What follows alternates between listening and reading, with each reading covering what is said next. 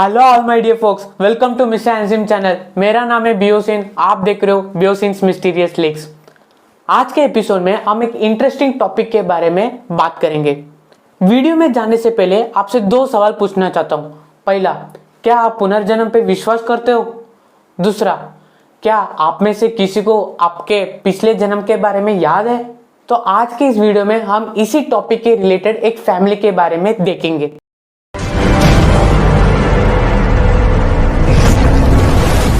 कहानी 1940 में शुरू होती है। इंग्लैंड में जॉन और फ्लोरेंस नाम का एक यंग मैरिड कपल थे। शादी के 6 साल बाद उनकी पहली लड़की हुई। उन्होंने अपने बेटे का नाम जोएना रखा। उनका जीवन जोएना का साथ बहुत खुश था। जब जोएना 5 वर्ष की थी तब उसकी छोटी बहन का जन्म हुआ। फ्लोरेंस ने अपने दूसरी बेटी का नाम जैकलिन रखा। कुछ वर्षों के बाद जॉन, फ्लोरेंस और उनकी बेटियां जोएना और जैकलिन वे इंग्लैंड के एक्सेम गांव में शिफ्ट होते हैं। जब जोएना और जैकलिन बड़े हुए तो जॉन और फ्लोरेंस दोनों ने किराने के सामान की होम डिलीवरी की शुरुआत की। वे दोनों अपने बिजनेस में व्यस्त थे, इसलिए फ्लोरेंस ने अपने माँ को बच्चों की देखभाल करने के लिए बुलाया गया। हालांकि दादी वहाँ थी, लेकिन दोनों बहनें अपना ख्याल खुद रखती है। जोएना जैकलिन से 5 साल बड़ी थी, फिर भी जोएना अपनी छोटी बहन की बहुत अच्छी देखभाल करती है। ये बेटियां हमेशा खिलौने से खेलना पसंद करते हैं। वे आपस में खिलौने को बांट के लेते हैं और उससे खेलते हैं। दादी इन दोनों बेटियों से बहुत प्यार करती है। वे हमेशा उन्हें एक पार्क ले जाती है। 7 मई 1957 को जोएना की दादी की तबीयत ठीक नहीं थी। उस दिन रविवार था, इसलिए दादी ने जोएना और जैकलिन को पड़ोसी लड़के के साथ चर्च जाने के लिए कहा। ये तीनों बच्चे खुशी खुशी चर्च के लिए सड़क पर चल रहे थे। उस समय एक कार तेजी से उनके पीछे आ रही थी और अचानक उस कार ने इस तीनों बच्चों को टक्कर मार दी। सड़क पर तमाम लोग उस दुर्घटना को देखने आते हैं। एक महिला कार से बाहर निकलती है। वो ठीक से खड़ा भी नहीं हो सकती थी। पूछताछ के बाद पता चलता है कि आज सुबह उसे अपने पति से तलाक मिल गया और अदालत ने उसके बच्चों को उसके पति को सौंपने का फैसला किया। इसी तनाव में उसने नशीला पदार्थ लिया और कार चला रही थी। वह आत्महत्या करने जा रही थी, लेकिन जब उसने देखा कि ये तीनों बच्चे सड़क पर चल रहे हैं, उसने फैसला किया कि जब उसका बच्चा उसका साथ नहीं होगा तो यह बच्चे भी अपने माँ के साथ नहीं रहना चाहिए। इसलिए उसने जानबूझकर उन 3 बच्चों को मारा। दुर्घटना स्थल पर जोएना और जैकलिन की मौत हो गई। उस पड़ोसी लड़के को अस्पताल ले गया, लेकिन उस लड़का का भी अस्पताल में मौत हो गई। अदालत ने उस महिला को मानसिक अस्पताल में भर्ती करने का आदेश दिया। अब जॉन और फ्लोरेंस अपने बच्चों की मौत के बाद बहुत दुखी थे।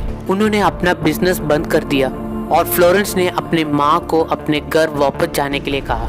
उसके बाद कई महीने जॉन और फ्लोरेंस अपने बंद घर के अंदर रहे। जॉन को हमेशा सपने आते थे।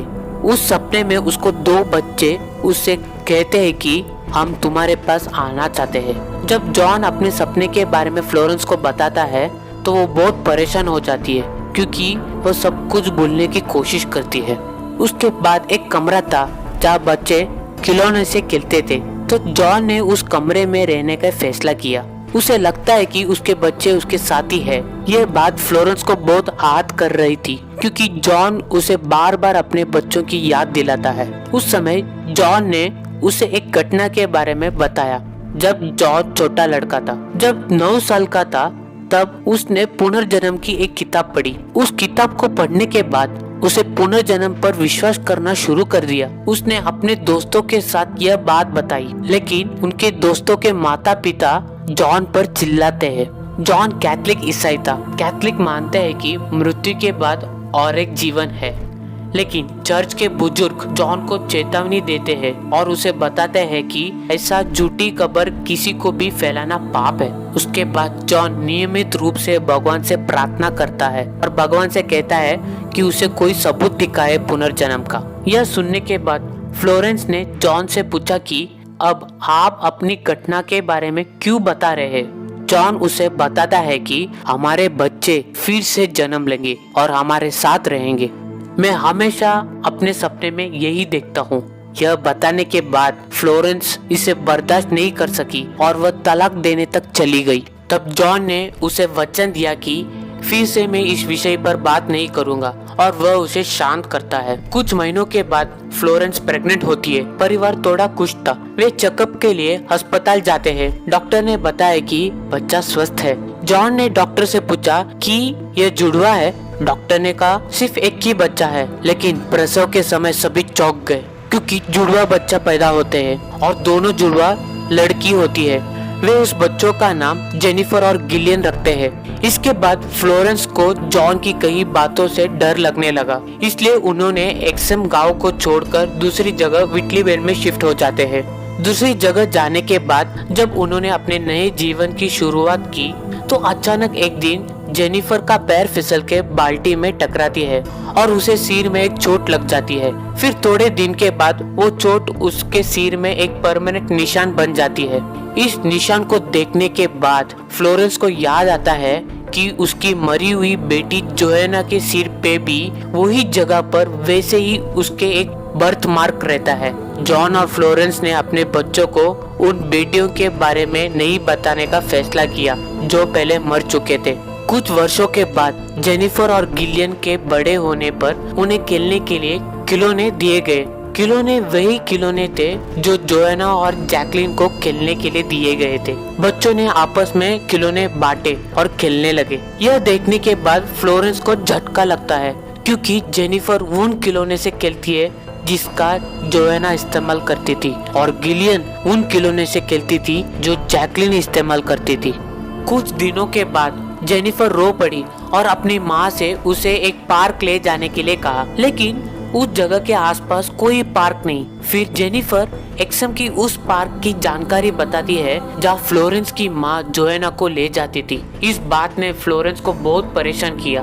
जब भी जेनिफर और गिलियन सड़क पर चलते हैं और किसी भी कार को आते हुए देखते हैं या कार का हॉर्न सुनते हैं तो वे दोनों अपने कान बंद कर लेते हैं और चिल्लाने लगते हैं। फ्लोरेंस चौंक गई और वह अब और बर्दाश्त नहीं कर सकती। उसने जॉन के साथ अपनी बेटियों को एक प्रसिद्ध मनोवैज्ञानिक डॉक्टर इयन स्टीवेंसन के पास ले जाने का फैसला किया। इस मामले को सुनने के बाद डॉक्टर इयन स्टीवेंसन भी हैरान रह गए। उन्होंने वास्तव में महसूस किया कि यह एक जादू है। डॉक्टर ने जेनिफर और गिलियन से पूछताछ किया तो दोनों ने उनको जो कुछ याद था उन्होंने डॉक्टर से कहा। 20 साल बाद 1978 में स्टीवेंसन फिर से उस जुड़वा बहनों से मिला। इस बार बहनों को कुछ भी याद नहीं है जो उन्होंने डॉक्टर को 20 साल पहले बताया था जब वे अपने माता पिता के साथ पहली बार स्टीवेंसन से मिलने आए थे। अब बहनों कहते हैं कि उन्हें अपने पिछले जन्म का कुछ भी याद नहीं है। अब दोनों बहनों अपने परिवार के साथ सामान्य जीवन जी रहे हैं। फिर इस मामले को ध्यान में रखते हुए डॉक्टर स्टीवेंसन ने 1987 में children who remember previous lives नाम के एक पुस्तक लिखी।